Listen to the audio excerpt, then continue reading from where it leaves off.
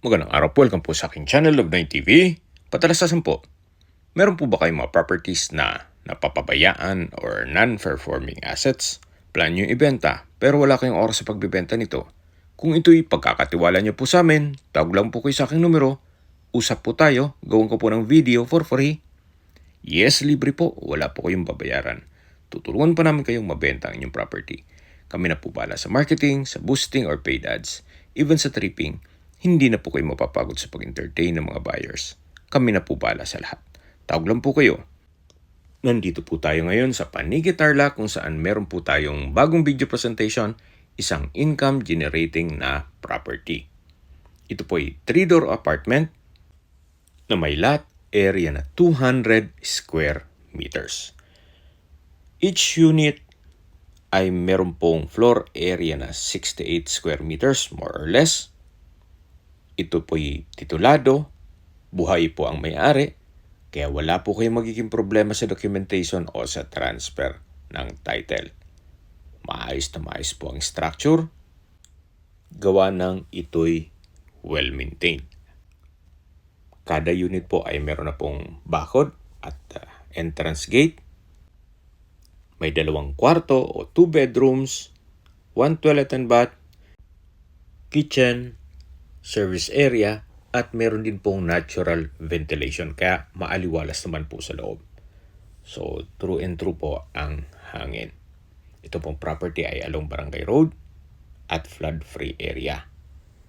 Malapit din po ito sa bayan mismo ng Paniki Tarlac kung saan kumpleto na po doon. Gaya ng public market, groceries, convenience store, remittance center, bank, school, church, at hospital.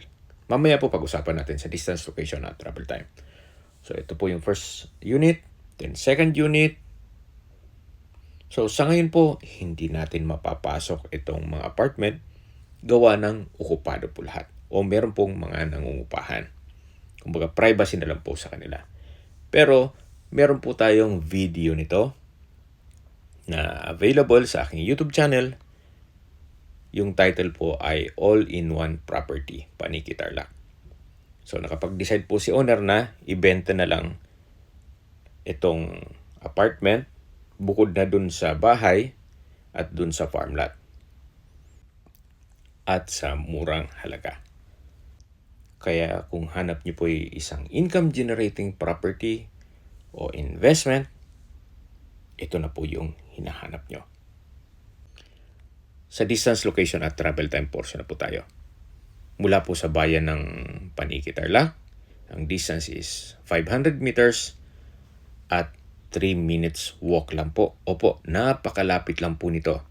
Kaya hindi po nababakante po itong apartment gawa ng napakalapit lang sa bayan. Mula naman po sa Paniki General Hospital, ang distance is 2.7 kilometers at ang travel time is 8 minutes. Yan po yung lagi kong binabagit sa inyo na dapat nyo i-consider sa paghanap ng property yung meron pong malapit na hospital. Hindi ko naman po sinasabing sakitin kayo. Yan naman po ay for emergency purpose lang naman.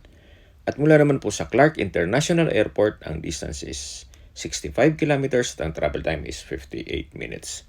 Kung manggagaling naman po sa Manila, ang distance is 102 kilometers at ang travel time is 2 hours and 15 minutes. Okay, sa presyo na po tayo. Binebenta po ito ni owner sa halagang 3.8 million pesos net. Ibig pong sabihin, si buyer na po ang sasagot sa lahat ng taxes at expenses with regards to documentation. Sa mga kababayan po nating OFW, maganda pong investment ito. Even sa mga local na kababayan natin dito sa Pilipinas. Gawa ng kung meron po kayong kamag-anak o kapatid na hindi naman ganun pinalad at gusto nyo tulungan, pwede po siyang manirahan dito sa first unit. Then siya na mag-monitor nitong 2 unit. So, self-liquidating na po. Hindi nyo na kailangang magpadala monthly, gawa ng meron na pong income dito. So, mas makakaipon po kayo. Then kung gusto nyo naman pong mag-invest sa another apartment business, meron pa pong apartment si owner dun sa kabilang street naman, nagagawan ko din po ng video. Pakiabangan na lang po. Kung may mga katanungan po kayo or gusto magpaset ng tripping dito sa property to, tawag lang po kayo sa aking numero. At sa mga kababayan naman natin nasa ibang bansa, meron po akong Telegram. Sa mga iPhone user man, may iMessage. Meron din pong Imo, Skype, Viber at WhatsApp. Same number lang po, 0917-316-3399. Sa mga nagtatanong naman po ng aming Facebook, meron po kaming Facebook page na Nov9TV at Facebook Reels Video. Meron din pong Instagram at TikTok na Nov9TV. Makisuyo po, paki-like and follow na rin. Meron din po kami ibang YouTube channel na The Nov9TV channel at AC Listings. Sana po naibigyan yung aming video presentation. Paki-like and subscribe na lang po sa aking channel para ma-update din po kayo sa aking future listings. Kung sakali po hanap nyo yung mas malaking sukat ng lupa, meron din po kami ibang listings na pwede nyong pagpilian.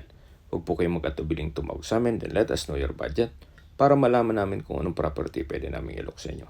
Sa lahat pong viewers, subscriber at nagtiwala po sa amin, salamat po sa suporta. Ingat po kayo lagi at yung pamilya. Maraming salamat po.